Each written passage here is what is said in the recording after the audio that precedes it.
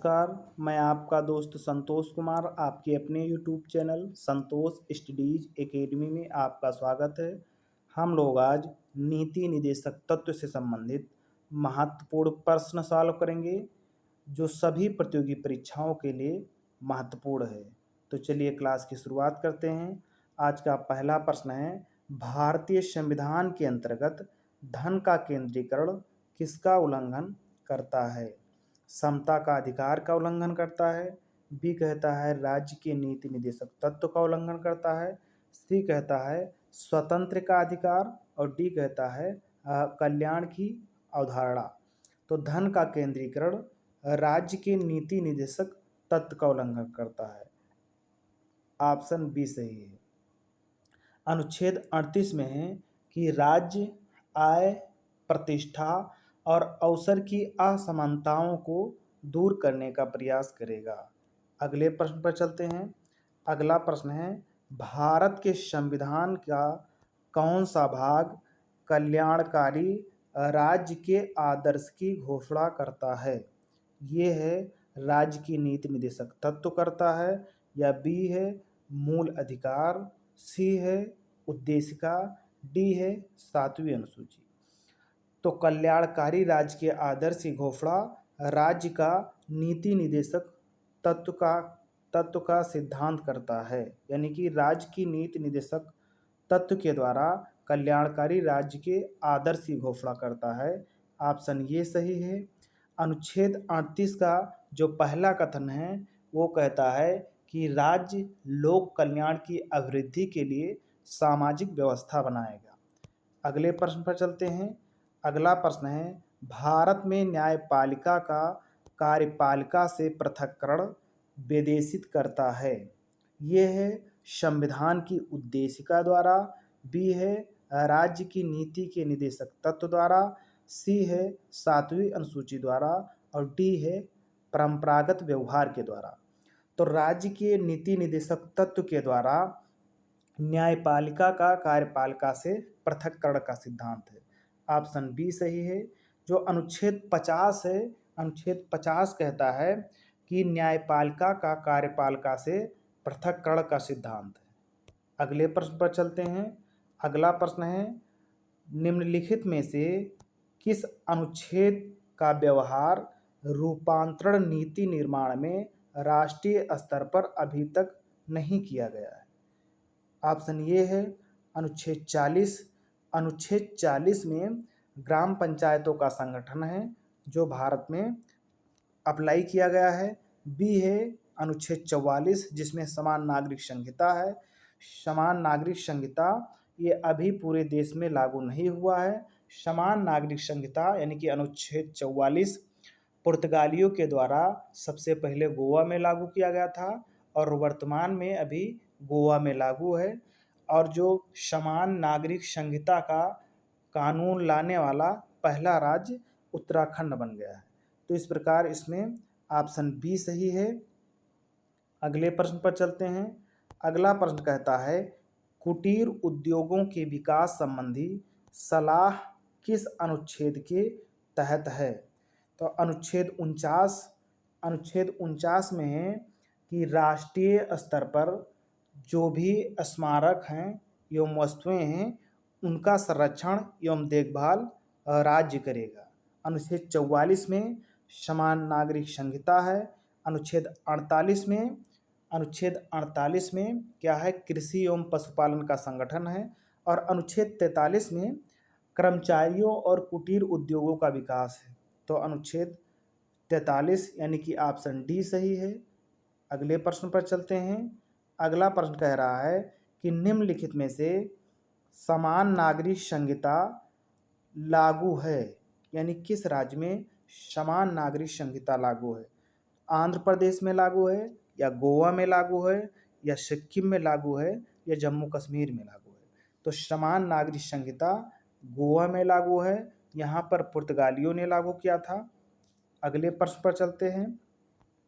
अगला प्रश्न है, नीति निदेशक सिद्धांत है, यानी नीति निदेशक सिद्धांत क्या है? वाद्य योग्य है या वाद्य योग्य नहीं है, या राज्य को प्राप्त अधिकार है, या इनमें से सभी है? तो जो नीति निदेशक सिद्धांत है ये वाद्य योग नहीं है। ऑप्शन बी सही है।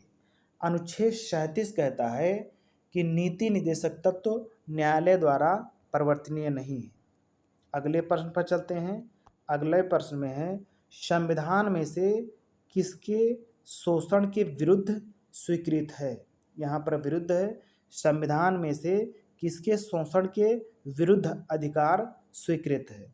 बच्चों के हैं या स्त्रियों के हैं या दलितों के हैं या जनजातियों के हैं। तो संविधान में शोषण के विरुद्ध अधिकार बच्चों के द्वारा है, स्त्रियों के द्वारा है और जनजातियों के द्वारा है। संविधान में दलित शब्द का उल्लेख नहीं किया गया है, अनुसूचित जाति शब्द का उल्लेख किया गया है। तो इस प्रकार इसमें ऑप्शन ए, बी और डी सही होगा।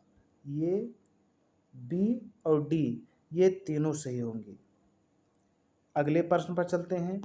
अगला प्रश्न कह रहा है कि भारत के संविधान के अनुसार निम्नलिखित में कौन सा देश के शासन के लिए आधारभूत है। मूल अधिकार है या मूल कर्तव्य है, सी है राज्य के नीति निदेशक तत्व, डी है मूल अधिकार तथा मूल कर्तव्य दोनों। संविधान के अनुसार देश के शासन के लिए आधारभूत राज्य के नीति निदेशक तत्व है। ऑप्शन सी सही है। अगले प्रश्न पर चलते हैं। अगला प्रश्न है निम्नलिखित में से कौन सा राज्य नीति निदेशक सिद्धांत संविधान में बाद में जोड़ा गया है। ऑप्शन ए है ग्राम पंचायतों का संगठन। तो ग्राम पंचायतों का संगठन अनुच्छेद 40 में है। मुफ्त कानूनी सलाह अनुच्छेद 39 ये में है।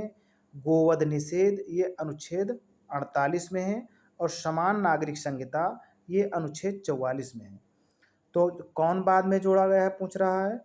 तो अनुच्छेद बी यानी मुफ्त कानूनी सहायता ये अनुच्छेद 39 ये में जोड़ा गया है 42वां संविधान संशोधन के द्वारा। ये इसका मूल संविधान में उल्लेख नहीं था। अगले प्रश्न पर चलते हैं। अगला प्रश्न है कि 42वें संविधान संशोधन के अधिनियम 1976 में किस अनुच्छेद के तहत मूल कर्तव्य को जोड़ा गया है। अनुच्छेद 51 ये के तहत जोड़ा गया है या अनुच्छेद 51 के तहत जोड़ा गया है या अनुच्छेद 50 के तहत जोड़ा गया है या अनुच्छेद 46 के तहत जोड़ा गया है। तो अनुच्छेद 51 ये के तहत मूल कर्तव्य को जोड़ा गया है 42वां संविधान संशोधन के द्वारा 1976 में। तो इस प्रकार ऑप्शन ये सही है। अगले प्रश्न पर चलते हैं। अगला प्रश्न है किस संविधान संशोधन के द्वारा 11वां मूल कर्तव्य को जोड़ा गया है। तो 42वें संविधान संशोधन के द्वारा 11वां मूल कर्तव्य को जोड़ा गया है। ऑप्शन ये सही है। अगले प्रश्न पर चलते हैं। अगला प्रश्न है किस समिति की अनुशंसा के आधार पर अधिकारों के साथ संविधान में मूल कर्तव्य शामिल किया गया है। तो बलवंत राय मेहता समिति के सिफारिश पर किया गया है या अशोक सिंह समिति के सिफारिश पर किया गया है या सरदार स्वर्ण सिंह समिति के सिफारिश पर किया गया है या अशोक मेहता समिति के सिफारिश पर किया गया है। तो मूल कर्तव्य को संविधान में सरदार स्वर्ण सिंह समिति के सिफारिश पर शामिल किया गया है। ऑप्शन सी सही है। अगले प्रश्न पर चलते हैं। अगला प्रश्न है भारतीय संविधान में वर्णित मूल कर्तव्य प्रचालन के संबंध में भारत सरकार के द्वारा किस समिति का गठन किया गया है। यानी मूल कर्तव्यों का जो प्रचालन है किस समिति की सिफारिश पर किया गया है। जेवीपी समिति की सिफारिश पर या वर्मा समिति की सिफारिश पर, सिंघवी समिति की सिफारिश पर या अशोक दलवई समिति की सिफारिश पर। तो मूल कर्तव्यों का प्रचालन वर्मा समिति के सिफारिश पर किया गया है। ऑप्शन बी सही है। अगले प्रश्न पर चलते हैं। अगला प्रश्न है भारत के प्रत्येक नागरिक के कर्तव्य के अंतर्गत प्राकृतिक पर्यावरण का संरक्षण एवं सुधार शामिल है। तो अनुच्छेद 21 में क्या शामिल है, प्राण एवं दैहिक स्वतंत्रता। अनुच्छेद 51 में मूल कर्तव्य है। अनुच्छेद 48 में पर्यावरण की जो संरक्षण एवं सुधार है वो अनुच्छेद 48 ये में शामिल है। तो इस प्रकार ऑप्शन सी सही है, ऑप्शन सी सही है। अगले प्रश्न पर चलते हैं। अगला प्रश्न है, भारतीय संविधान के अंतर्गत कौन सा मूल कर्तव्य नहीं है, यानी इसमें मूल कर्तव्य कौन सा नहीं है। ऑप्शन ये है कि लोक चुनाव में मतदान करना, दूसरा है वैज्ञानिक प्रवृत्ति विकसित करना, तीसरा है सार्वजनिक संपत्ति की सुरक्षा करना, डी है संविधान के प्रति निष्ठावान रहना और उसके आदर्शों का सम्मान करना। तो अनुच्छेद जो ऑप्शन ये है कि लोक चुनाव में मतदान करना, ये मूल कर्तव्य के अंतर्गत शामिल नहीं है। इस प्रकार ऑप्शन ये सही है। अगले प्रश्न पर चलते हैं। अगला प्रश्न है, भारत की संप्रभुता, एकता और अखंडता की रक्षा करें और उसे अक्षुण्ण बनाए रखें, किसके अंतर्गत आता है या किसके अंतर्गत शामिल है। संविधान की उद्देशिका में शामिल है, या राज्य के नीति निर्देशक तत्व में शामिल है, या मूल अधिकार में शामिल है, या मूल कर्तव्य में शामिल है। तो संप्रभुता, एकता और अखंडता की रक्षा करें और उसे अक्षुण्ण बनाए रखें, ये तीसरा मूल कर्तव्य है। ऑप्शन डी सही है। अगले प्रश्न पर चलते हैं। अगला प्रश्न है, भारतीय संविधान में कितने मूल कर्तव्य हैं। तो भारतीय संविधान में 9 मूल कर्तव्य हैं, या 11 मूल कर्तव्य हैं, या 20 मूल कर्तव्य हैं, या 6 मूल कर्तव्य हैं। तो भारतीय संविधान में यानी कि मूल संविधान में कोई मूल कर्तव्य नहीं था। 42वां संविधान संशोधन के द्वारा सबसे पहले 10 मूल कर्तव्य को जोड़ा गया। इसके बाद में 86वां संविधान संशोधन के द्वारा 11वां मूल कर्तव्य को जोड़ा गया। तो वर्तमान में 11 मूल कर्तव्य हैं। ऑप्शन बी सही है। अगले प्रश्न पर चलते हैं। अगला प्रश्न कह रहा है कि मूल कर्तव्य का उल्लेख संविधान में कब किया गया है। ऑप्शन ये है, संविधान निर्माण के समय, या 42वां संविधान संशोधन के द्वारा, या 26 जनवरी 1950 को, या 41वां संविधान संशोधन के द्वारा। तो मूल कर्तव्य को 42वां संविधान संशोधन के द्वारा जोड़ा गया है। ऑप्शन बी सही है। अगले प्रश्न पर चलते हैं। अगला प्रश्न कह रहा है कि निम्नलिखित में से मौलिक कर्तव्य में सम्मिलित नहीं है। देश की रक्षा करना एवं राष्ट्र की सेवा करना, ये मूल कर्तव्य में शामिल है।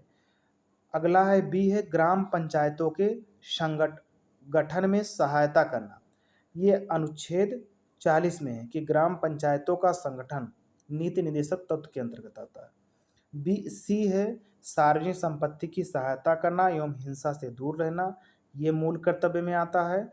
हमारी सामाजिक संस्कृति, गौरवशाली परंपरा महत्व समझना और उसका परिरक्षण करना, ये भी मूल कर्तव्य के अंतर्गत आता है। तो ये पूछ रहा है मूल कर्तव्य के अंतर्गत कौन नहीं आता है। तो ऑप्शन बी सही है, ये नीति निर्देशक तत्व के अंतर्गत आता है। अगले प्रश्न पर चलते हैं। अगला प्रश्न है, तो आज की क्लास पूरी हुई। क्लास देखने के लिए धन्यवाद। क्लास पसंद आई हो तो चैनल को सब्सक्राइब कीजिए। अब हम मिलते हैं अगली क्लास में, तब तक के लिए जय हिंद, नमस्कार।